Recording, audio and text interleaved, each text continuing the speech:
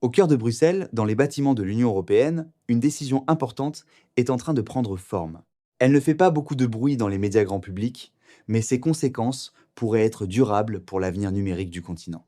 Le 20 janvier 2026, l'Union européenne a publié une version révisée de sa loi sur la cybersécurité. Pour la première fois, ce texte n'est plus une simple recommandation politique. Il devient une obligation légale. Tous les États membres devront, dans un délai de 36 mois, retirer de leur réseau 5G dit critique les fournisseurs considérés comme à haut risque.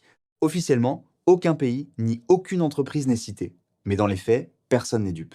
Depuis plusieurs années déjà, deux noms reviennent constamment dans les discussions européennes sur la sécurité des réseaux, Huawei et ZTE. Ces deux groupes chinois sont présents en Europe depuis plus de 20 ans. Ils ont participé à la construction d'une grande partie des réseaux mobiles du continent. Aujourd'hui, l'Union européenne cherche clairement à les exclure de son système de télécommunications de nouvelle génération. La question centrale est donc simple. Pourquoi l'Union européenne adopte-t-elle une position aussi ferme? Pour comprendre cette évolution, il faut remonter à l'année 2020.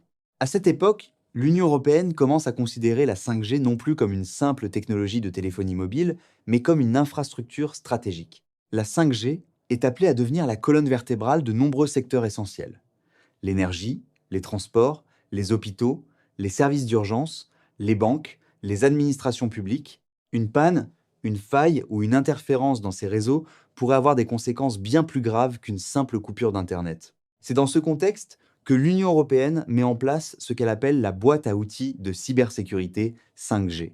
Il ne s'agit pas encore d'une loi, mais d'un ensemble de lignes directrices. Les États membres sont invités à analyser les risques liés à leurs fournisseurs et à limiter l'accès des acteurs jugés sensibles aux parties les plus importantes des réseaux. Très vite, Huawei et ZTE sont classés comme fournisseurs à risque élevé, principalement en raison de leur origine chinoise et du cadre juridique dans lequel ils opèrent. À partir de là, le discours sécuritaire s'intensifie.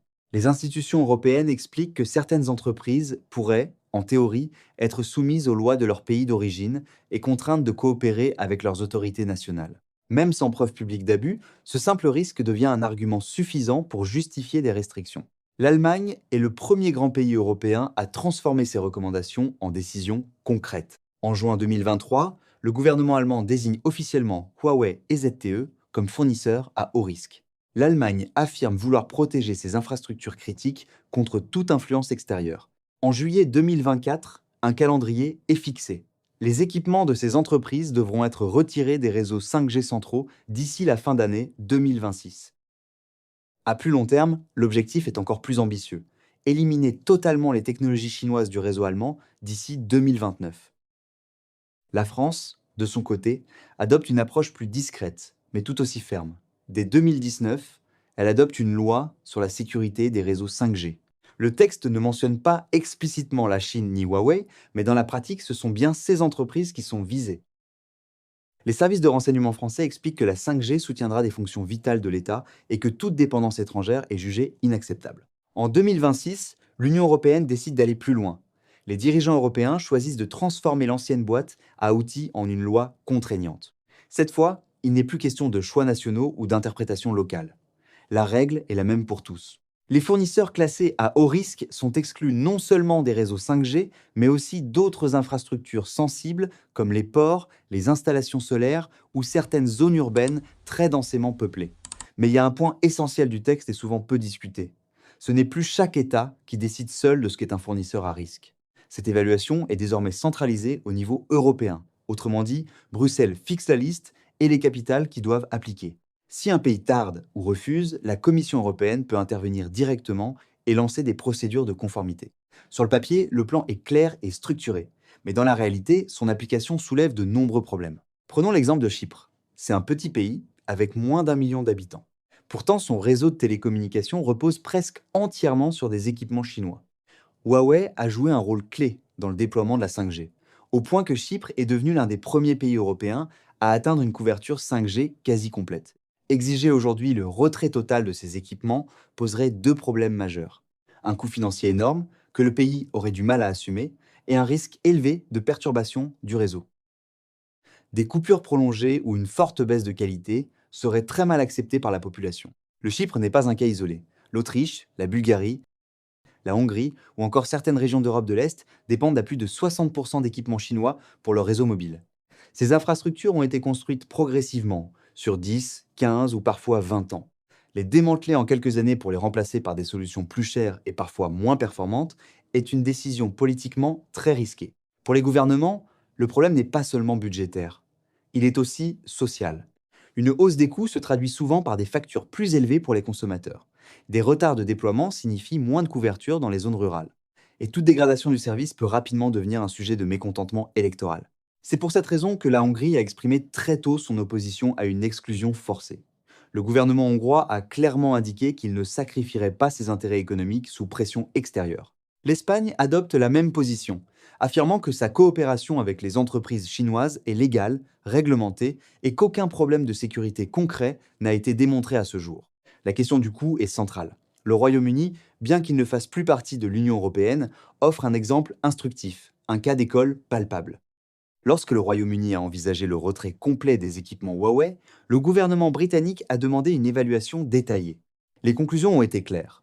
Environ 600 millions de livres sterling de coûts directs, sans compter les impacts indirects sur l'économie et la société. Avant de continuer, n'oubliez pas de liker la vidéo et de vous abonner pour référencer la chaîne. Merci. Continuons. Les principaux opérateurs, comme BT et Vodafone, ont averti que le processus serait long, complexe et peu justifié sur le plan pratique. Les experts britanniques estimaient également que le retrait de Huawei retarderait le déploiement national de la 5G de 2 à 3 ans, en particulier hors des grandes villes. Cela créerait de nouvelles zones mal couvertes, exactement l'inverse de l'objectif affiché.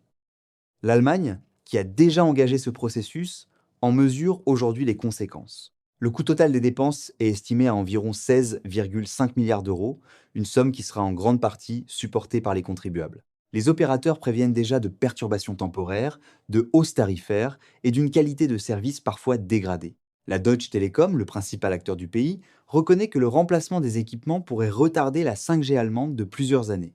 À l'échelle européenne, l'exclusion de Huawei et ZTE ferait augmenter le coût de construction des stations 5G d'environ 40%. Les calendriers, autrefois clairs, deviennent flous.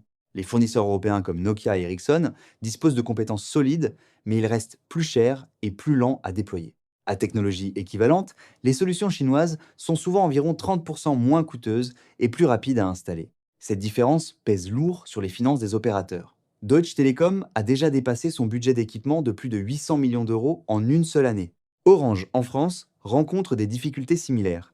Les associations professionnelles du secteur estiment que le coût total des nouvelles règles pourrait atteindre plusieurs dizaines de milliards d'euros, une charge qui sera tôt ou tard répercutée sur les consommateurs. Pourtant, du côté chinois, la situation est moins dramatique qu'on pourrait le croire. Huawei a commencé depuis longtemps à réduire sa dépendance au marché européen. Pendant que l'Europe se repliait, l'entreprise a renforcé sa présence en Afrique, où elle a remporté plus de 80 projets de télécommunications. Elle n'y vend pas seulement des antennes, mais des solutions complètes: réseau, fibre optique, services numériques pour les gouvernements, connectivité rurale. ZTE a suivi une stratégie similaire au Moyen-Orient.